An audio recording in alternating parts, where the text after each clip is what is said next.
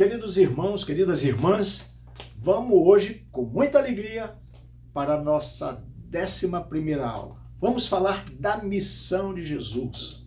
Nós estamos estudando o capítulo 3 do Evangelho de João e hoje veremos os versículos 16 ao versículo 21. Tem muita história para contar. Fique atento e que o Senhor te abençoe. Bem, você lembra que nós concluímos a nossa última aula número 10, com o versículo 14 e 15 do Evangelho de João, onde o mestre traz à memória de Nicodemos um texto que ele, Nicodemos, como doutor da lei, deveria conhecer. Esse texto está detalhado lá em número 21, versículos de 4 a 9. Israel no deserto, quando o povo se insurge contra Deus, desprezando o maná como um pão vil qualquer, como eles disseram. Então o Senhor Deus castigou esse povo com serpentes altamente venenosas, que mordia e matava imediatamente. Pensa agora comigo. A inteligência de Jesus, a forma espantosamente didática que o mestre ensinava. O que Jesus está trazendo esse texto à luz e para Nicodemos é para dizer o seguinte: Nicodemos, as pessoas que foram picadas com serpentes no deserto não tinham nenhuma alternativa. Não tinha nenhuma alternativa de salvação. Era morte iminente. Não tinha soro, não tinha nenhuma ajuda ou recurso humano que os salvasse. E Jesus está dizendo, da mesma forma, Nicodemo, são as pessoas de natureza humana que vivem sem Deus, são as pessoas que renegam Deus. Assim como a serpente mordia e tirava qualquer possibilidade de uma autossalvação, de limpeza no seu sangue, essas pessoas que estão sem Deus, da mesma forma, estão em morte eterna. Não tem a menor chance de uma autossalvação da mesma forma. Por si só, eles não conseguem livrar sua alma de uma morte eterna. Isso é que Jesus está dizendo com toda a sabedoria do mestre. Bem, como nós exploramos isso muito bem na última aula, nós vamos passar agora para alguns ensinamentos que esse texto de número traz para nós. Primeiro ensinamento: se vê que a morte é punição do pecado. Tanto para o pessoal que estava no deserto, que banalizou o suprimento de Deus, pecado, resultado é morte. Assim também como todo aquele que está afastado de Deus. Aqueles que vêm de uma geração adâmica, filho de Adão, todos separados de Deus e sentenciados à morte eterna. Tanto é que João Batista já veio pregando arrependimento para reconciliação com Deus. A segunda coisa que a gente aprende nesse texto é que nós temos que entender que quando o homem reconhece que a saída dele é morte, que ele está impossibilitado de mudar essa situação, só tem uma saída, como o texto aponta: olhar para Jesus, olhar para a cruz. Porque o homem afastado de Deus está incapacitado de dar vida à sua alma, assim como no deserto estava impossibilitado de dar vida a um corpo picado pela serpente. Então, esse texto nos ensina que a única saída é olhar para a cruz. Da forma com que Moisés levantou a serpente de bronze no deserto, o homem hoje tem que olhar para a cruz de Cristo. Aí que Jesus, então, vai dizer a Nicodemos, no versículo 14 ao versículo 16, ele diz o seguinte: do modo que Moisés levantou a serpente no deserto, Nicodemos, é preciso que o homem, o filho do homem, o filho de Deus, seja levantado, para que todos que nele crer tenha a vida eterna, não pereça. Aí a gente percebe que João 3,15 faz uma conexão direta com o texto de João 3,16. É praticamente uma continuidade. João 3,16 é um dos textos mais conhecidos da Bíblia É um texto muito revelador, porque ele está mostrando a obra do coração de Deus para a salvação da humanidade. Segundo, João 3,16 mostra que a salvação procede única e exclusivamente de Deus, que entrega seu Filho para favorecer, para salvar todo aquele que nele crê. Depois, João 3,16 vai mostrar também que a salvação de Deus não é, nem nunca foi resultado de obras ou de méritos humanos. Ela é graça de Deus, procede do amor de Deus. Depois a gente vê também que João 3,16 nos ensina que a base da salvação é crer. Quem não crê estará automaticamente excluído do projeto salvífico do Senhor Jesus. Todo aquele que nele crê não vai perecer, vai ter uma vida eterna e uma vida eterna com Jesus. Então essa é uma boa notícia para ser dada a todo o mundo. E o próprio texto nos diz que o homem terá o perdão de todos os seus pecados, que a morte de Jesus na cruz é o que vai trazer para Deus a suficiência para que a gente possa ser definitivamente salvo. E o homem salvo estará religado com Deus com todos os desdobramentos dessa união com Deus. Ou seja, viver na eternidade com Deus Trino, Deus Pai, Deus Filho, Deus Espírito. Queridos, João 3,16 é um dos textos mais estudados e pregados no mundo. É um dos textos onde os grandes teólogos têm se debruçado e vê que ele traz a síntese do plano de salvação de Deus para todos nós. Ele é rico em informações das quais eu não vou poder estar todas nessa aula de hoje. João 3,16 é tão precioso que Lutero, o monge augustiniano que desencabeçou a reforma, afirmou que João 3,16 é a miniatura de todo o evangelho do nosso Senhor Jesus Cristo.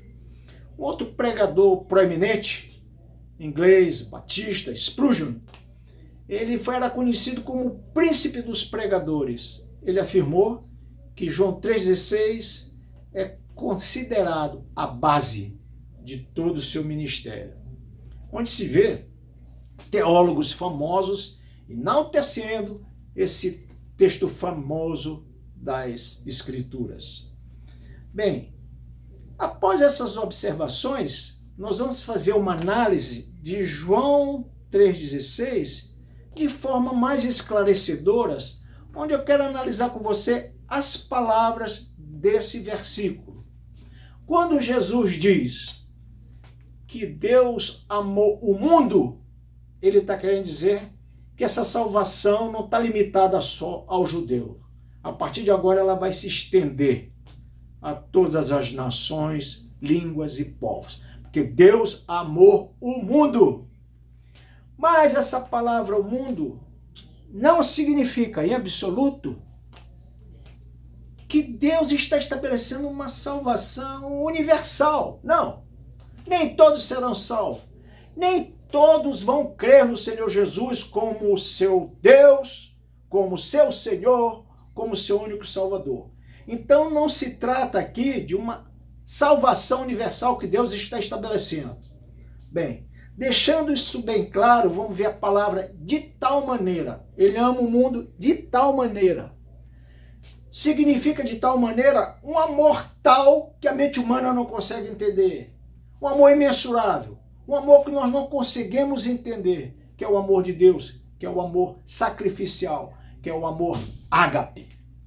E ele dá seu filho unigênito. Vamos entender agora o que significa ele ter dado o filho unigênito. Significa, deu seu próprio filho como uma oferta para a libertação de toda a humanidade, para tirar o pecado dos homens caídos. Atitude essa, dada por Deus, que o Novo Testamento vai chamar de expiação, morte vicária, morte substitutiva.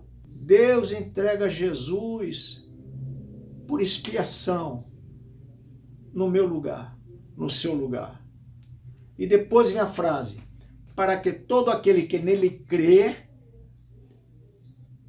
não pereça, né? Ou seja, todo aquele que nele crê só é beneficiário, já repeti isso várias vezes, que só é beneficiário aquele que crê. Quem não crê não terá salvação. Depois, não perecer, esse termo não perecer, quer dizer, não ser condenado. Não será condenado, não entrar em condenação, sair da condenação eterna. Porque quem não crê já está em condenação eterna e continuará nessa condenação eterna. Aquele que nele crê será salvo para uma vida eterna com ele. E atenção, é uma vida física com Jesus, nos novos céus e na nova terra, diante do Deus Pai, Deus Filho, Deus Espírito Santo, e todas as pessoas que foram salvas entre todas as línguas, povos, raças e nações. Essas pessoas estarão em comunhão e os salvos, como eu e você, presentes também. Bem, do versículo 17 ao versículo 21, esses textos eles trazem uma narrativa bem literal. Eu vou te falar de uma forma bem simples, bem clara para que você entenda. O versículo 17 vai dizer que Deus mandou Jesus ao mundo e eu queria que você entendesse que ele veio ao mundo para mostrar o seu plano de redenção. O plano de salvação para a humanidade de um mundo que está caído, de um mundo que está morto. Não faria sentido ele vir para um mundo condenado e dizer que esse mundo está perdido.